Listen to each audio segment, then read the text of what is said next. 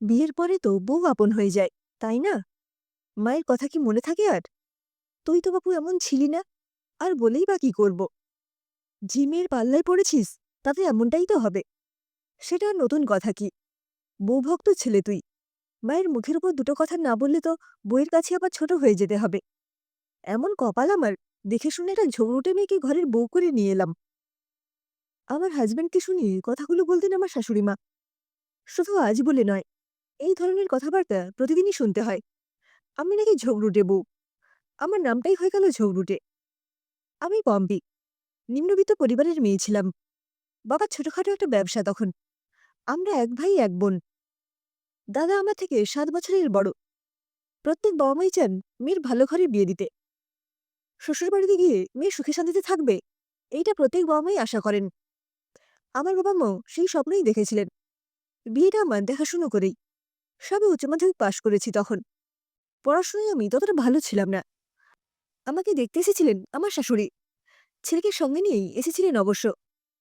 আমার বিয়ের আগে অবশ্য আমার দাদার বিয়ে হয়ে গিয়েছিল। আমাকে দেখতে এসে আমার শাশুড়িমা আমার বাবাকে বলেছিলেন, বাড়িতে আইবুড়ো মেয়ে থাকতে ছেলের বিয়েটা আগে দিয়ে দিলেন। আমি বাবা আগে মেয়ের বিয়েই দিয়ে দিয়েছি। বাড়িতে মেয়ে আর বউ একসঙ্গে থাকলে ঝামেলা বাঁধবেই। আমার মা বলেছিল। আমার বৌমা ভীষণ ভালো। 2 বছর তো হয়ে গেল, আজ পর্যন্ত ওদের মধ্যে কোনো ঝামেলা হয়নি। বরং দুজনে তো বেশ বন্ধুর মতোই আছে। তা ভালো হলেই ভালো।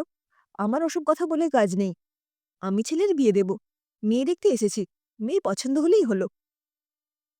আমাকে দেখার পর শাশুড়িমা বলেছিলেন, আমার তো অপছন্দের কিছু নেই। এইবার ছেলের পছন্দ। ছেলের পছন্দ হলে আমার কোনো আপত্তি নেই। আর মেয়ের বিয়ে দিয়ে বাড়িটা একদম ফাঁকা লাগে। বাড়িতে একটা মেয়ের দরকার।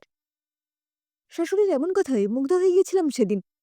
শুধু আমি নয়, আমার মা বাবাও ভেবে নিয়েছিলেন মেয়ে হয়তো ওই বাড়িতে গিয়ে বাড়ির বউ হিসেবে নয়, মেয়ের মতোই ভালোবাসা পাবে শাশুড়ির থেকে। তবে বিয়েতে বেশ ঘটা করে বাড়িতে অনুষ্ঠান করেছিলেন আমার শাশুড়িমা। একমাত্র ছেলের বিয়ে বলে কথা। পাড়ার মধ্যে নিজেদের স্ট্যাটাসটা দেখাতে না পারলে ছোট হয়ে যেতে হবে। সবটাই নিজের মতে করে করেছিলেন। এই ব্যাপারে অবশ্য শ্বশুরমশাইয়ের কোনো কার্যকরী ভূমিকা চোখে পড়েনি। মনে পড়ে, বউ হয়ে যেদিন এই বাড়িতে এসেছিলাম, নিজেকে কেমন যেন একটা রানী রানী মনে হচ্ছিল। শাশুড়িমা সাদা লাল পাড় বেনারসি পরে আমাকে বরণ করছেন। আর এদিকে কানে ভেসে আসছে সেই গান, আমারই ঘরে থাকো আলো করে। ভাবলেই কেমন একটা লাগে। বাড়িতে বৌভাতের অনুষ্ঠান। অপরূপ সাজিয়ে সাজিয়ে আমাকে বসিয়ে দেওয়া হলো ময়ূরের সিংহাসনে। ভাবছিলাম এটাই বোধহয় সেই সম্রাট শাহজাহানের সেই ময়ূর সিংহাসন। সাধারণ বাড়ির মেয়েটাও অসাধারণ হয়ে গিয়েছিল সেই দিন। বাড়ির বউকে সিংহাসনে বসিয়ে রাখার মতো দিনটা বোধহয় বেশিরভাগ মেয়ের জীবনে একবারই আসে। ওই একটা দিনই জীবনের পরম পাওয়া বলে ধরে নিতে হয়। তারপরই বুঝে যেতে হয় এসব কিছুই লোক দেখানো, সব মিথ্যা। সকলের সামনে বরণালা সাজিয়ে যাকে একদিন বরণ করে ঘরে তুলেছিল, কয়েকদিন পর বুঝিয়ে দেওয়া হয় এই ঘরটাই তার নিজের নয়। বিয়ের কয়েকদিন পর আমাকেও সেটাই বুঝিয়ে দিলেন আমার শাশুড়ি। বিয়ের আগে শাশুড়িমা বলেছিলেন বাড়িতে একটা মেয়ের দরকার। পরে বুঝলাম উনি ঠিকই বলেছিলেন। শুধু একটা শব্দ বলতে মিস করেছিলেন। মেয়ে চাই, তবে সেটা কাজের মেয়ে। বাড়ির বউ কখন যে বাড়ির কাজের লোক হয়ে যাবে সেটা কেউ বুঝতেই পারবেন না। তাই আমিও হয়ে গেলাম কাজের মেয়ে। বাড়ির যাবতীয় কাজ আমাকেই করতে হবে। বাড়ির যাবতীয় কাজ করেও কিছুতেই আর শাশুড়ির মনের মতো হতে পারছিলাম না। মাঝে মধ্যে শরীর অসুস্থ থাকলেও সেটা বলা যাবে না। বাড়ির বউ আবার অসুস্থ হয় নাকি? কিছু বলতে গেলেই শাশুড়ি মা বলেন, তোমাকে তো ঘরে বসিয়ে রাখার জন্য নিয়ে আসিনি। আর ছেলের বিয়ে দিয়ে কানা করি কি তোমার বাবার থেকে চাইনি।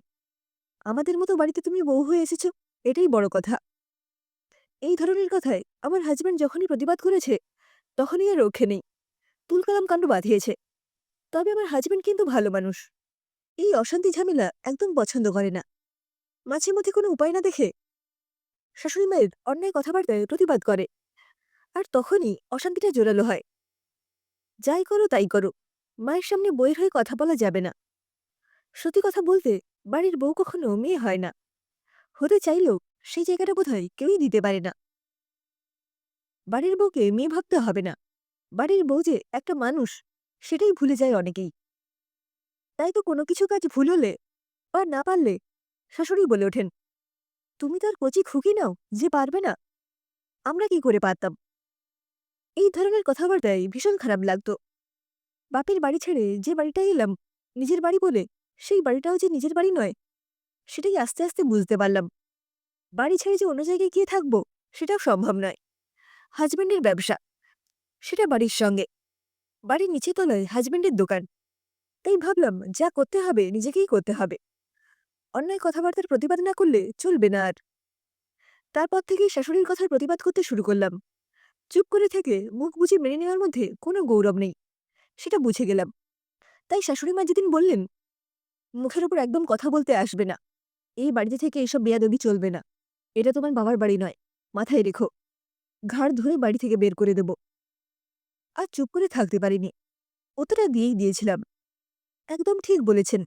তবে এই বাড়ি যেমন আমার বাবার নয়, তেমনি আপনিও জোর গলায় বলতে পারবেন না যেটা আমাকে আজকে বললেন।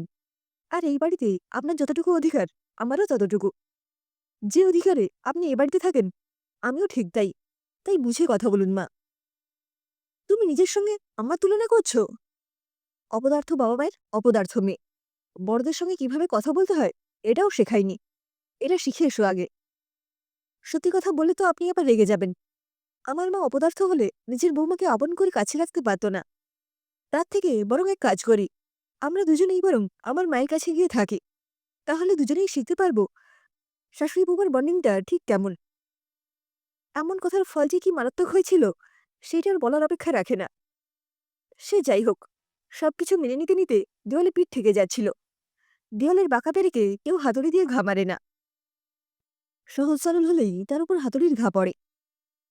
আমাদের মতো স্বল্পশিক্ষিতা সাধারণ বাড়ির মেয়েদের যে কি হাল হয়, সেইটা আমি বুঝতে পারছি এখন। এমন অনেক ভণ্ড পরিবার আছে, ছেলের বিয়ের জন্য যারা গরিব ঘরের মেয়ে খোঁজে। গরিব ঘরের মেয়ে চাওয়ার পেছনে যে কি গৌরব থাকে, সেটা পরে বোঝা যায়। সব মেয়ে স্বাবলম্বীও হতে পারে না, আর সবাই বাড়ি ছেড়ে চলে যেতেও পারে না। সংসার নামক মাঠে বেশিরভাগ বাড়িতেই শাশুড়িই হয়ে ওঠে প্রতিদ্বন্দ্বী। সেই কোন যুগ থেকেই এটা চলে আসছে। ময়দান ছেড়ে কখনোই পালিয়ে যেতে নেই। আমিও সংসারে থেকেই যুদ্ধ করছি। তবে স্বামী মহাশয়কে সহযোগিতা করলে তবেই তা সম্ভব। সবকিছু সহ্য করে নিলে, সবকিছু মেনে নিলে মানুষ আরও পেয়ে বসে। নিজের অস্তিত্বকে টিকিয়ে রাখতে গেলে যদি কেউ ঝগড়ুটে বলে আখ্যা দেয়, তাহলে ঝগড়ুটে হয়েই না হয় থাকি। তবে আমিও ছেলের মা, আগামী দিনে আমিও শাশুড়ি হয়ে উঠব। যা যা আমি পেলাম না, আমার ছেলের বউ যাতে পায়, সেই সহযোগিতাই আমি করব আগামী দিনে। শাশুড়ি নামক ভিলেন এই কনসেপ্ট থেকে বেরিয়ে যদি আমরা শাশুড়ি বৌমা বন্ধু হয়ে উঠতে পারি, তাহলে আমাদের বৌমারাও এই গল্পের বিপরীতে গিয়ে লিখবে এক অন্য গল্প। আমি সেই গল্প পড়ার আশায় বুক বেঁধেছি।